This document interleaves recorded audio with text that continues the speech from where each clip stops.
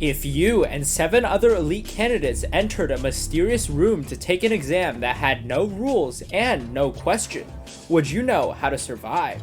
In this video, we're going over the 2009 movie The Exam and seeing if we can make better decisions for the characters and ultimately survive the test. Before we get started, I just want to say if you've been enjoying my videos recently, be sure to hit that subscribe button so you can see future uploads. Alright, so without further ado, let's get started. As I mentioned before, the movie begins with 8 of the final candidates for a prestigious job. They come from all walks of life and all appear to be from different races, backgrounds, and occupations. And they slowly file into the testing room, which is a dark room with just a chair for each person and a desk. On that desk lays a sheet of paper, which only displays their candidate number, which would be candidate number 1 through 8. After all the candidates are finally situated, an armed guard enters the room, followed by someone known as the invigilator, which is basically the proctor for the SAT or the AP exam, except this is for a large company. Here, the invigilator gives all the participants a simple set of instructions. There is no law in this room, but our law.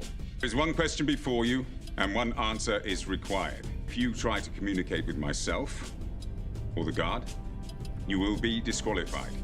If you spoil your paper, intentionally or accidentally, you will be disqualified. We can see that the rules to this exam are rather simple. There's no laws, you just have to not spoil the paper, you cannot leave the room, and you cannot communicate with the guard or the invigilator.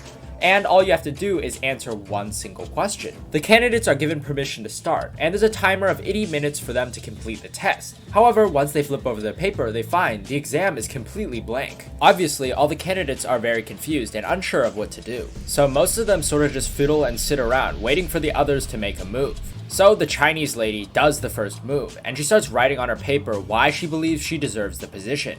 And she's quickly noticed by the security camera and removed from the game. If I were in this situation, I would do what the other 7 candidates did and do absolutely nothing until someone else made the first move. After all, there are no rules other than the one stated, so you could technically look at other people's tests without penalty. Here, the white dude realizes that it's completely okay for all the remaining candidates to talk amongst each other, so they start discussing what the fuck they should be doing. They conclude that although they're all in competition for the job, the best thing they could do is work together to figure out what the question is, so then they could actually compete and try to find the right answer. But they don't know each other's names yet, so the white dude bases off the best thing he could possibly think of, which would be their skin color and their hair color. You're black, I'm white, brown, we've got blonde hair, brunette there. Dark, I suppose. As well as least we've got death.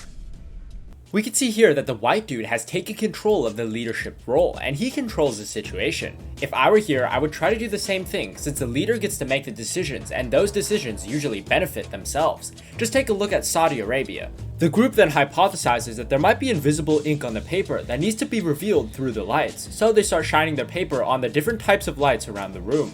However, this reveals nothing, and the papers are still completely blank. Although this attempt technically failed, I don't have a problem with this, because you're not expending any resources or breaking anyone's trust by doing this. However, I would be careful not to accidentally crease your paper, because I don't know if that counts as spoiling or not. The group then catch a break when they see there's emergency lights that have yet to be turned on, so they go around smashing all the lights in the area, hoping that it'll get the emergency lights to turn on. However, they don't realize this is not how emergency lights work. They only turn on in the event of a power failure or an alarm going off, such as a fire alarm. Since this is some major bullshit movie logic, the emergency lights actually do turn on. This type of light reveals most types of invisible ink, as well as cum. I'm fucking disgusted by this foul. So it's very realistic that it could reveal invisible ink on the people's papers. However, they're unlucky, and there's no ink on the paper. White then realized the invigilator said that you can only get disqualified for spoiling your very own paper, meaning they could experiment on other people's papers without repercussion.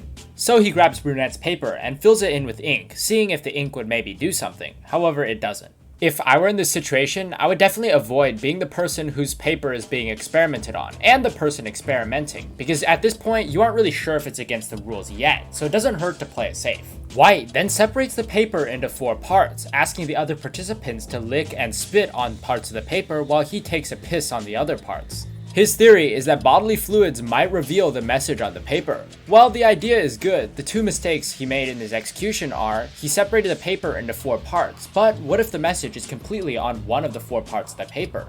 In that case, you wouldn't be testing every body fluid on that one part, so you might miss it. Second off, he forgot 2 other body fluids, blood and cum. If I were him, I would pull up some Chika Fujiwara hentai and beat my dick so hard that both blood and cum came out. That way I could test to make sure the message isn't on the paper. The group realized the body fluids don't do anything, so they move on. But before they can, Def starts having a mental breakdown, and everyone sort of stares at him like, what the fuck should we do? Brown then speaks up, breaking the silence. This is not an exam. Not in the conventional sense anyway. Well, no fucking shit. This has got to be one of the funniest parts of the movie. The film directors tried to make him look really cool with this one-liner, however, he just repeated the most obvious thing in the room. Eventually, distrust starts brewing throughout the group as they start running out of ideas, because they realize some people were invited to this exam, yet others applied, meaning that they know different amounts of information, with the people who applied knowing quite a bit more. So it's revealed that in this universe the exam is taking place, there's a pandemic. However, it's much more deadly than the COVID-19 we're currently experiencing. So the company they're trying to get into is the one that invented this expensive drug that could treat the disease. White and Brunette get into an argument after Brunette shows some extreme interest in the drug and how long it would take to complete. So Brunette's secret is revealed. She only wants to work for the company because all employees get a discount on the treatment, and her husband has the disease, which is an unspecified but somewhat deadly and contagious disease. The group then decide that they should search the guard and see if he has anything of noteworthy value, so Brunette gets up and pulls a lighter out of his pocket. The group then decide to light one of their sheets of paper on fire to trigger the fire alarm, which would activate the sprinkler system, which they believe is attached to something other than water that would allow them to develop the photos on their paper, which would give them the question. I personally would not even attempt this solution because most photos take around 10 minutes to develop in a proper dark room. So even if they got the right chemicals, the room isn't dark enough for them to develop it. The group proceed with the plan anyways, and Brunette lights one of the papers on fire and holds it up to the fire alarm, which triggers and causes the sprinkler system to turn on. They look at the papers as the sprinkler rains down upon them, but there is no message. However, towards the end of the shower, there is one message from the guard. Brunette has been eliminated. This is because White handed her her own paper, meaning she lit her own paper on fire and spoiled it. Although this is a clever move by White, no one else wants to eliminate other people, meaning he's only putting a target onto his own back, and now he can't play tricks like that when there's less people left. I personally would have waited for people to naturally get eliminated and save these tricks for the last few people. After these events, Black is obviously very triggered since he wanted everyone to work together, so he threatens to punch White's lights out. At the same time, the lights go out, and this is when they realize the lights are actually voice controlled. Meanwhile, Def is still having a serious mental breakdown in the corner of the room, so White convinces him to tear and eat his own paper, and as a result, Def is also eliminated. So Black is seriously ticked off from this situation, so he punches White, knocking him out, and the group restrain him on a chair because he's now seen as a danger to the group. And this is exactly why you don't want to use all your tricks in the beginning, because then other people are going to get scared the tricks are going to be used on them. The group start interrogating White, but it's revealed that he also carries the disease that started the pandemic, and he needs to take a pill every hour on the hour. More conflict brews throughout the group because Brown accuses Dark of being a plant and working for the corporation. Personally, if I thought someone else was a plant, I would just keep it to myself as a secret. Exposing them is not going to do anything for the group. Instead, Brown does the most insane thing he could possibly do, and he restrains Dark, and starts torturing her by slicing her on the leg, and it turns out she also had a history of self-harm, so maybe she's used to this type of stuff. It appears that he's about to go all the way and kill her. However, he doesn't do this. Instead, he just wanted to get her to the point where she would be forced to tell the truth. After the torturing session ends, White starts seizing up, meaning that he definitely needs his medicine fast. Dark retrieves the medicine, however, Brown doesn't want her to give it to White, since he still thinks White is a threat. However, the other two definitely want to save his life. So Brown hits the medicine out of Dark's hand, making it land inside a vent, where it seems to be stuck. As White has more symptoms, Dark starts getting sympathetic and yells at the camera to save his life. Because of that, she's eliminated since you can't speak with the Invigilator or the guard.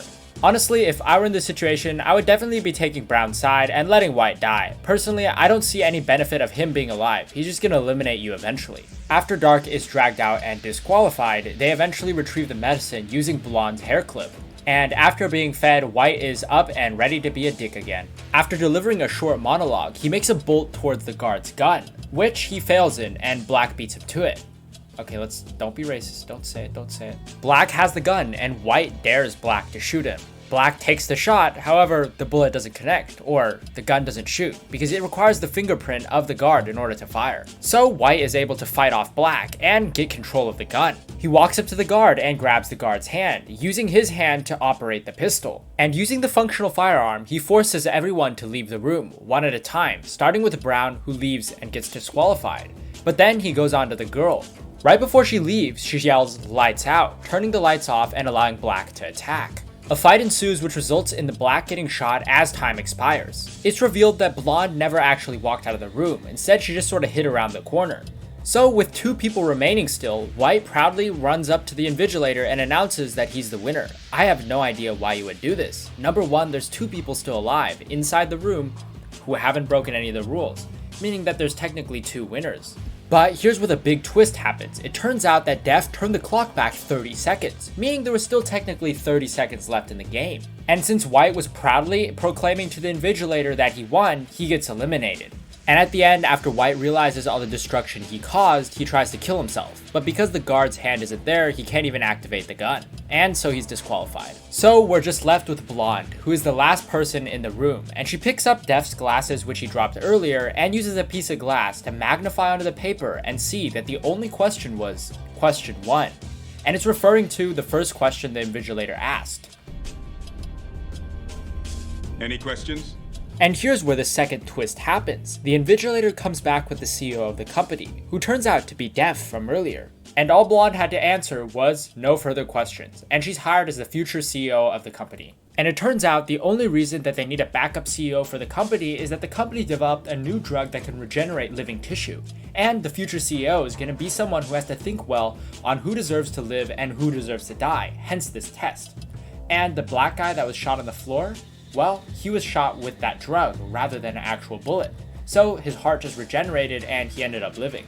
And that's how the movie ends. Blonde ends up getting CEO, everyone else gets eliminated. If you were in this situation, if you applied the tips I gave to all these characters, you would definitely be in the same position as Blonde. And even if Blonde was there, you would beat her out eventually. But yeah, thank you all so much for watching this video. I hope you enjoyed. Make sure to like, comment what movie you want next, and hit that subscribe button. And with that being said, have a great rest of your day.